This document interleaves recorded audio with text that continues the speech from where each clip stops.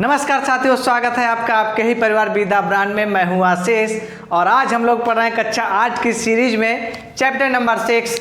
इसमें हम लोग बात करेंगे बुनकर, लोहा बनाने वाले लोहार और फैक्ट्री मालिकों के विषय में। तो बने रहिए हमारे साथ वीडियो में। तो चलिए चालू करते हैं। बुनकर होते कौन हैं? ऐसे लोग जो कपड़ों को अर्थात कपास को काटते हैं, काट के सूत बनाते हैं और सूत के बाद हम जो कपड़ा पहने हैं इन कपड़ों का निर्माण करते हैं, उन्हें कहा जाता है बुनकर। और लोहार उन्हें कहा जाता है जो लोहे के कार्य करते हैं, जैसे खुरपी बनाना, हसुआ बनाना, तलवार बनाना और भी बहुत सारे कार्य क्या करते हैं? लोहार करते हैं, लोहा बनाने वाले। फैक्ट्री मालिक क्या होते हैं? देखिए, अधिक मात्रा में उत्पादन हेतु हमें फैक्ट्रियों की आवश्यकता पड़ी थी और फैक्ट्रियों के माध्यम से ही हम लोगों ने अपनी जनसंख्या की पूर्ति के लिए बहुत सारे संसाधनों का निर्माण किया है। जैसे बड़ी बड़ी ऊंची ऊंची इमारतों का निर्माण भी हमने भी फैक्ट्रियों के माध्यम से ही किया है, जिसमें फैक्ट्रियों के माध्यम से क्या आता है?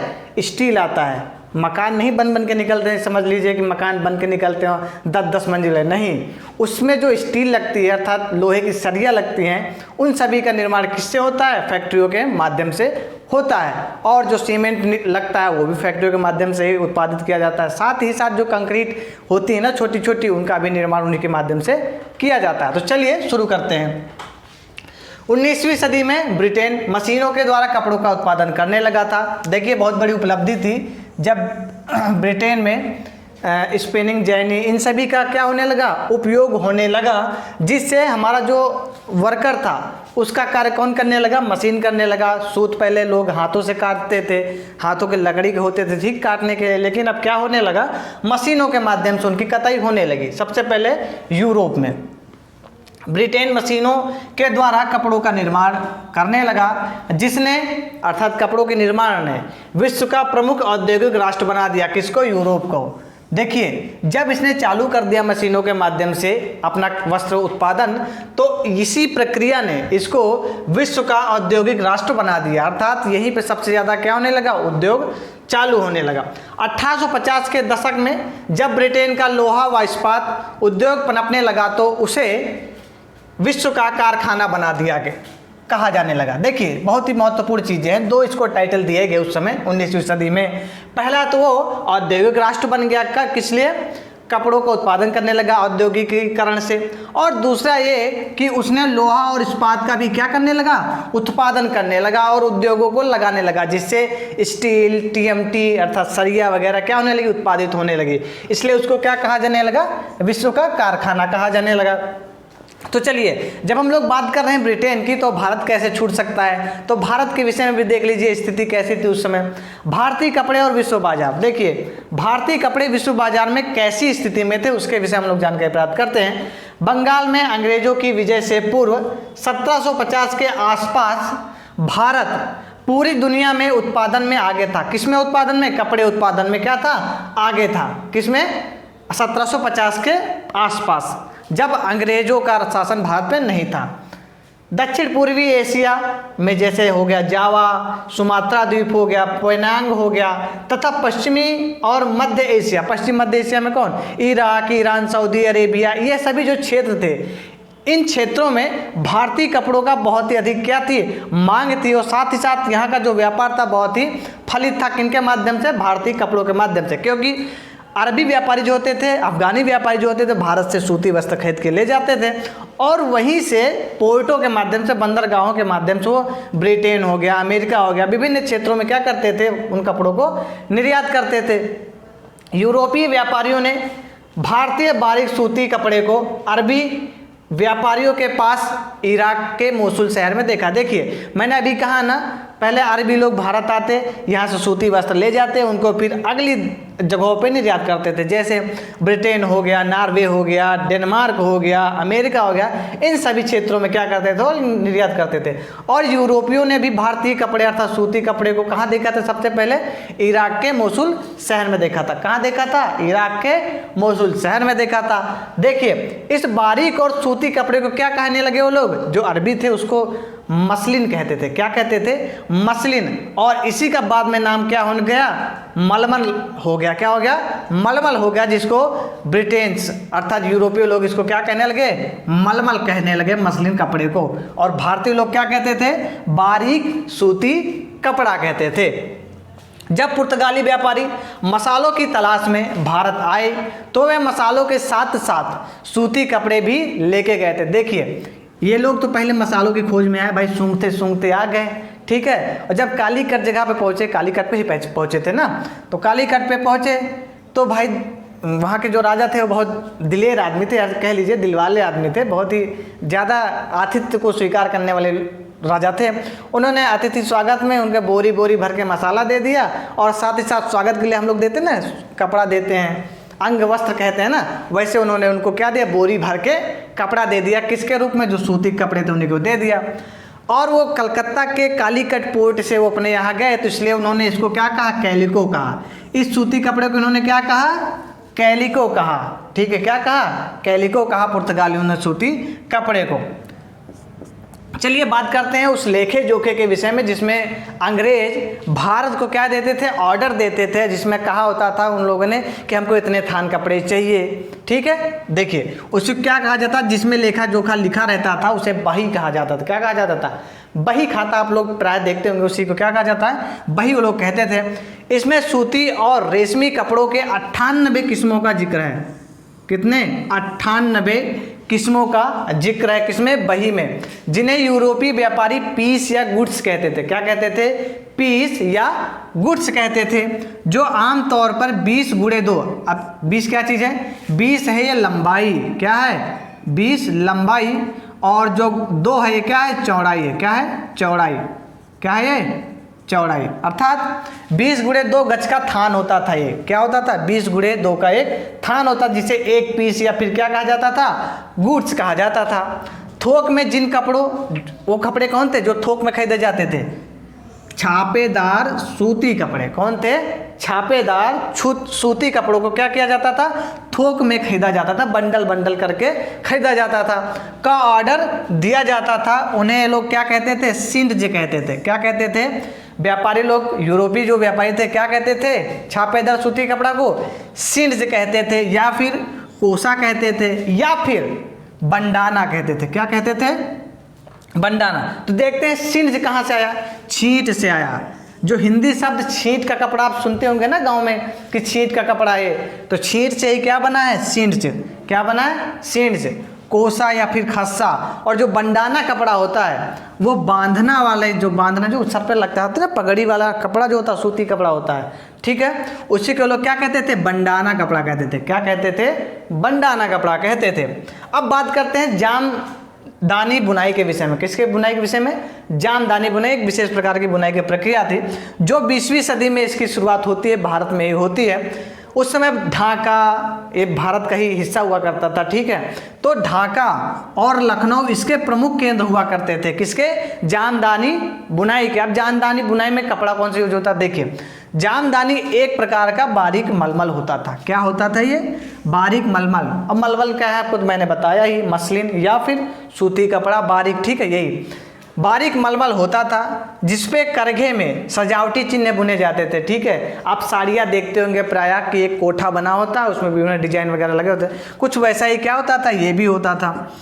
और दूसरी बात करते हैं बारीक कपड़े पर जो छपाई अर्थात छींट, किसमें? छींट पे। क्या? बारीक कपड़े पर छपाई छींट 19वीं सदी के मध्य में मसूलीपट्टनम में होती थी। कहाँ होती थी? मसूलीपट्टनम, जो कि आंध्र प्रदेश में है, ठीक है, वहाँ पे होती थी उस पर कढ़ाई।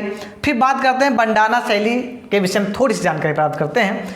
यह जो शैली थी वह 20वीं सदी में शुरुआत हुई है, बहुत ही अधिक क्या थी वो? चरम पे पहुँची भी। इसके प्रमुख केंद्र कौन कौन थे? एक तो था भाई हमारा अपना राजाओं का स्थान, कौन? राजस्थान, और दूसरा गुजरात था, ठीक है। कौन था? एक राजस्थान, दूसरा गुजरात था। इसकी एक विशेषता थी, आपके पास ये 2 टुकड़े हैं, ठीक है, ये इसके 2 टुकड़े, बीच में एक टुकड़ा ये है, इसमें कोई डिजाइन है, एक में कोई डिजाइन है, ठीक है। और ये जो डिजाइन है इसको अलग अलग करके रखा जाता था, अलग अलग क्या करते थे? डिजाइन करते थे। और बाद में सोने की कढ़ाई के माध्यम से इसको क्या कर दिया जाता था? जोड़ दिया जाता। सोने की बारीक बारीक धागों के माध्यम से क्या कर दिया जाता था, जोड़ दिया जाता था। यही क्या है, बंडाना प्रक्रिया या फिर बंडाना शैली है। ओढ़नी के दो हिस्सों को सोने के कढ़ाई से जोड़ना क्या कहलाता है, बंडाना शैली की एक प्रमुख विशेषता है। तो हम लोग बात करते हैं यूरोपीय बाजारों में भारतीय सूती कपड़े की स्थिति कैसी थी, दयनीय थी या फिर बहुत अच्छी थी, इसके विषय में हम लोग जानकारी प्राप्त करते हैं। यूरोपीय बाजार में भारतीय कपड़ा 18वीं शताब्दी में इंग्लैंड के ऊन व रेशमी अर्थात रेशमी कपड़ों के निर्माताओं ने भारतीय कपड़ों के आयात का विरोध करे। ठीक, क्या किया इन लोगों ने, विरोध किया था। जो वहाँ के थे इंग्लैंड के रेशम निर्माता थे और ऊन के कपड़ा के निर्माता थे, वो भारत से आयात किए जाने वाले रेशमी और सूती कपड़ों का क्या करने लगे थे, विरोध करने लगे थे। जैसे आप अपने घर में कोई चीज़ विदेश से मंगाएं, जबकि आपके घर में उत्पादित हो रही है, लेकिन आप उसकी वैल्यू को घटा दे रहे हैं और विदेशी वैल्यू को क्या कर रहे हैं, बढ़ा दे रहे हैं, तो बहुत बुरा प्रभाव पड़ता है भारतीय या फिर लोकल जो होते हैं ना उनके ऊपर। तो इसीलिए इंग्लैंड की सरकार ने क्या किया, 1720 में ब्रिटिश सरकार ने इंग्लैंड में छापेदार सूती कपड़े जिनको छींट कहा जाता था के उपयोग पर पाबंदी लगा दिया, जिसे कैलिको अधिनियम कहा गया। किस अधिनियम के द्वारा इसमें पाबंदी लगाया गया, कैलिको अधिनियम के द्वारा। हमने अभी कैलिको के विषय में आपको बताया क्या था, कैलिको को मूलतः सूती कपड़ा ही क्या कहा जाता था, ठीक है, सूती कपड़ा ही कहा जाता था। और ब्रिटिश सरकार ने 1720 में कैलिको अधिनियम पारित किया, जिसके माध्यम से ब्रिटिश सरकार ने इंग्लैंड में छापेदार सूती कपड़ों पर क्या कर दिया गया, बैन लगा दिया गया। 1764 में जॉन के एक वैज्ञानिक थे जिन्होंने स्पिनिंग जेनी का क्या किया था, आविष्कार किया था। किसका आविष्कार किया, स्पिनिंग जेनी का आविष्कार किया, जिससे परंपरागत तकलियों की काफ़ी उत्पादकता क्या हो गई, बढ़ गई। देखिए, जो हाथों से कताई करते थे, अब किससे कताई करने लगे लोग, स्पिनिंग जेनिंग से।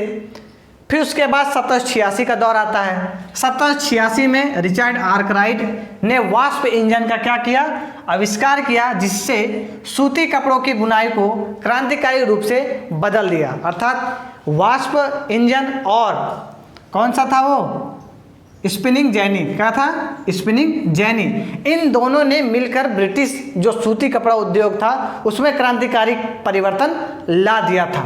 अब क्या हुआ, परिवर्तन तो आ गया, अब होने वाला क्या था, बहुत अधिक उत्पादन होने वाला था। कैसे, देखिए, डच, फ्रेंच, ब्रिटिश और अन्य यूरोपीय कंपनियां भारत में चांदी सोने के बदले सूती कपड़े खरीदते थे। ये तो हमने अभी कुछ पिछली कक्षा में ही पढ़ा था।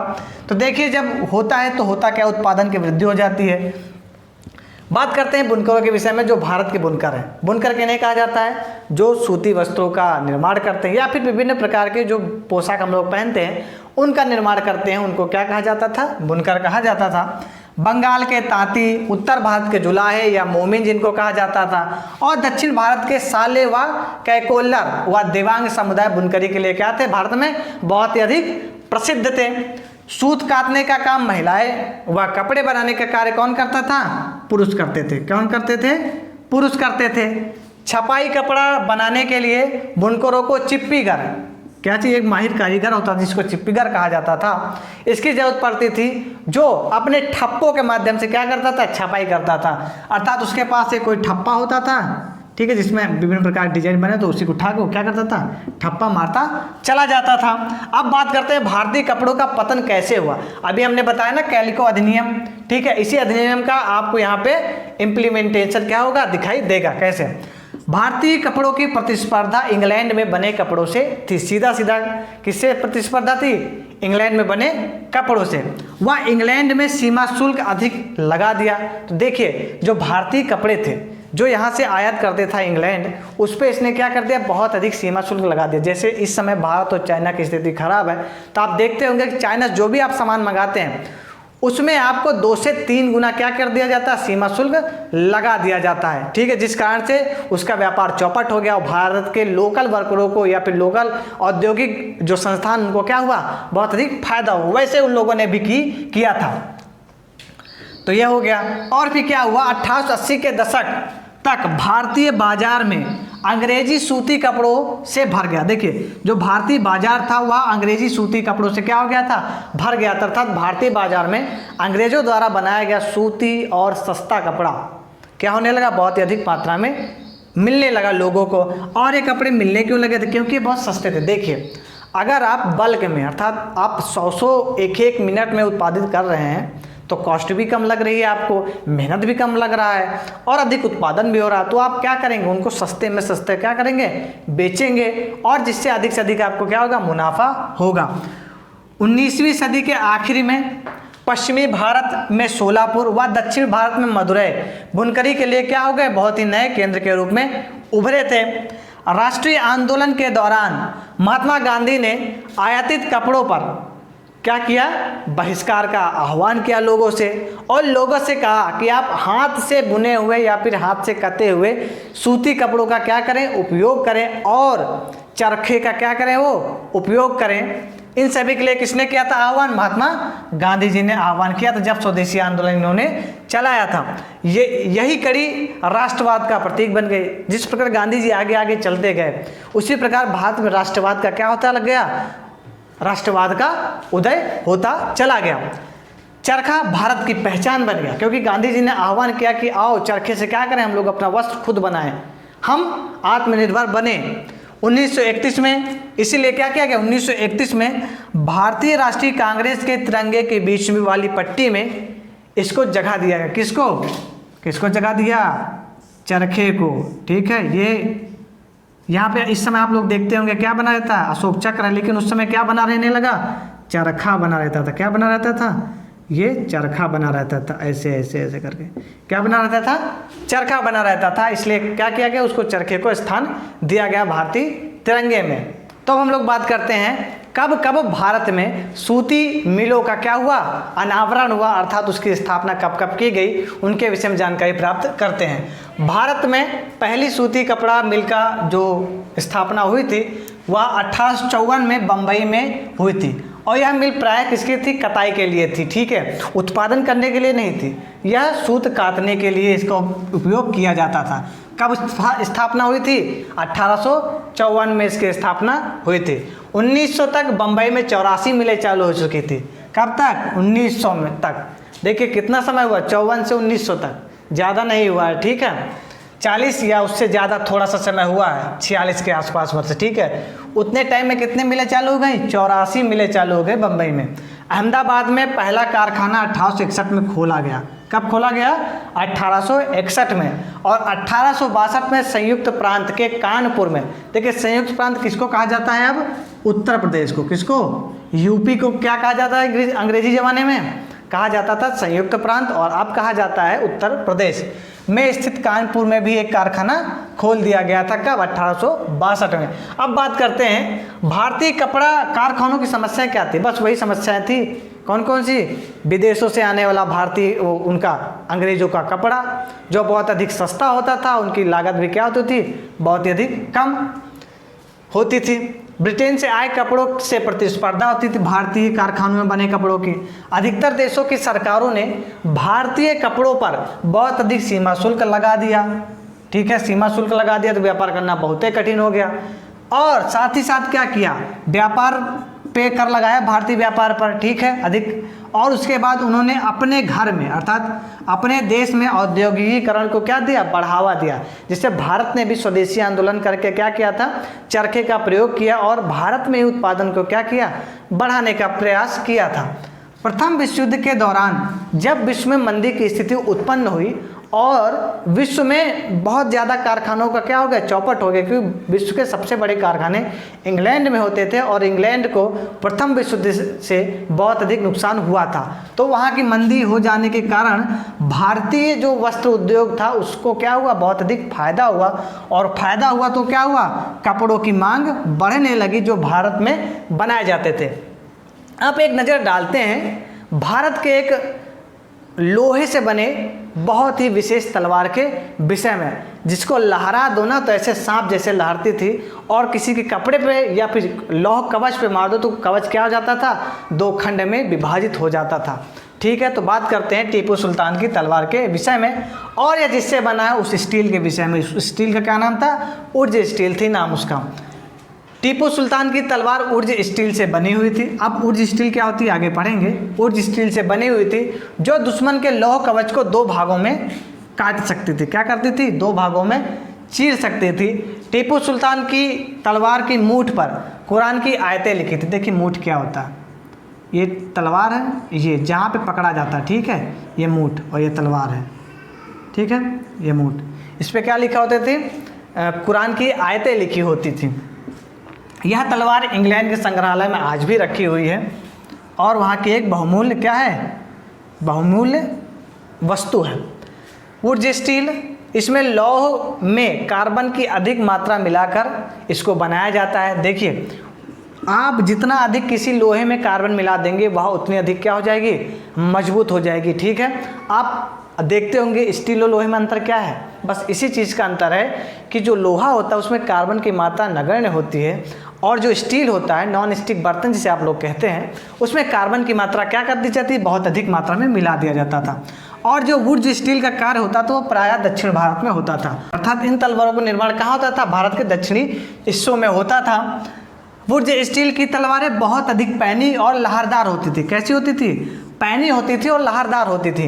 इनकी यह बनावट लोहे में गड़े कार्बन के बेहद सूक्ष्म कणों से पैदा होती थी।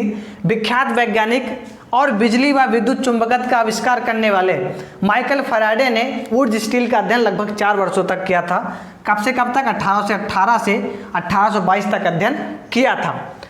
और नोट में एक चीज़ देख लीजिए, 19वीं सदी तक लोहे के प्रगलन का बंद होने का कारण औपनिवेशिक सरकार का वन कानून था। देखिए वन कानून के विषय में हमने कक्षा 4 में पढ़ा था, अर्थात कक्षा कौन सी 4, जो हमारी पिछले कक्षा 8 की जो क्लास नंबर 4 है उसमें हमने पढ़ा था किस प्रकार वन कानून भारत में लगाया गया। और वन कानून लगाने का क्या हुआ दुष्प्रभाव कि जो वन में लोग चराने के लिए जानवर को ले जाते थे और वहाँ से जो लकड़ियाँ प्राप्त होती थी उस पर एकाधिकार किसका हो गया, सरकार का हो गया। जिस कारण से क्या हुआ, हमको कोयले की आवश्यकता पड़ी और आवश्यकता के कारण उस पर ज़्यादा अधिक कर भी लगता था और हमको आवश्यकता पूरी नहीं हो पाती थी हमारे लोगों को। तो जो कारखाने थे उसमें कोयला ईंधन के रूप में प्रयोग किया जाता था और कारीगर भी वहाँ पे थे लोग, ठीक है, जो लोहे का कार्य करते थे, वो लोग भी नॉर्मली तरीके से हमको नहीं मिल पाते थे। जिस कारण से क्या हुआ, यह कार्य जो था प्रगलन का वह स्थगित किया गया कुछ समय के लिए। तो अब हम लोग बात करते हैं भारत में लौह और इस्पात कारखानों का उदय कब हुआ था। देखिए 1904 में अमेरिकी भूवैज्ञानिक चार्ल्स वेल्ड और जमशेदजी टाटा के बड़े बेटे दोराबजी टाटा, कौन थे वो, दोराबजी टाटा ने अगरिया समुदाय की मदद से रजहारा पहाड़ियों को ढूंढा। देखिए अगरिया लोग कौन थे, अगरिया लोग उन्हें कहा जाता था जो लोहे के कार्य करने में क्या थे, बहुत ही अधिक माहिर हुआ करते थे और इनको पता होता था कि किस पर्वत में कितना अधिक लोहे का अयस्क मिलेगा या फिर किस मिट्टी में लोहे के अयस्क की मात्रा बहुत ही अधिकतम मात्रा में है। तो इन लोगों ने किसकी मदद ली, अगरिया समुदाय के लोगों की मदद ली और रजहारा पहाड़ियों को ढूंढा। रजहारा पहाड़ियाँ किन्हें कहते हैं, वे पहाड़ियाँ जिनमें लौह अयस्कों की मात्रा बहुत अधिक मात्रा में पाई जाती है, उन्हें रजहारा पहाड़ियाँ कहा जाता है। अगरिया समुदाय के लोगों ने लौह अयस्क के एक और स्रोत को ढूंढने में मदद किया था दोराबजी टाटा की। किसकी मदद किया था, दोराबजी टाटा की, जहां से बाद में भिलाई स्टील संयंत्र को लौह अयस्क की आपूर्ति की गई। अर्थात बाद में इस अयस्क का उपयोग किसमें किया गया, भिलाई स्टील संयंत्र में इसका प्रयोग किया गया, ठीक है। तो यहाँ Tata iron steel and company की स्थापना की गई। कहाँ पे, देखिए आगे स्वर्णरेखा नदी के तट पर, ठीक है, एक स्वर्णरेखा नदी है जिसके तट पर एक औद्योगिक नगर बसाया गया जिसका नाम क्या रखा गया, जमशेद नगर रखा गया। क्या रखा गया, जमशेदपुर रखा गया। क्या रखा गया, जमशेदपुर रखा गया। उस जगह का नाम जहाँ पे एक नगर का बसाव किया गया जो किसके किनारे थी, स्वर्णरेखा नदी के किनारे थी। यहाँ बाद में Tata iron and steel company की क्या होती है, स्थापना होती है। किसकी स्थापना होती है, Tata iron and steel company, जिसको कहा जाता है टिस्को, की स्थापना हुई, जिसमें 1912 से स्टील उत्पादन होने लगा था। और एक विशेषकर बात, 1919 तक टिस्को में बनने वाले 90% इस्पात को औपनिवेशिक सरकार ही खरीद लेते। अब औपनिवेशिक सरकार कौन, ब्रिटिश सरकार। कौन, ब्रिटिश सरकार को ही क्या कहा जाता है, औपनिवेशिक सरकार कहा जाता है। इसने क्या कर लिया, खरीद लिया था। तो इस प्रकार हमने इस लेसन में क्या जाना है, सबसे पहले बुनाई के विषय में जाना, भारतीय कपड़ों की स्थिति के विषय में जाना और अब जानकारी प्राप्त किया हमने स्टील के विषय में। तो यह चैप्टर यहीं तक। हमें पता है आपको यह वीडियो बहुत अच्छी लगी होगी, तो इस वीडियो को अधिक से अधिक लाइक करें, शेयर करें, कमेंट करें, और इससे संबंधित जो नोट्स हैं वह आपको हमारे टेलीग्राम चैनल पे प्राप्त हो जाएंगे, जिसका लिंक डिस्क्रिप्शन में है। और आप लोग उस डिस्क्रिप्शन लिंक से इतिहास और भूगोल की विभिन्न प्लेलिस्टों को जरूर देखें और उससे अपने ज्ञान को बढ़ाएं। तब तक के लिए नमस्कार।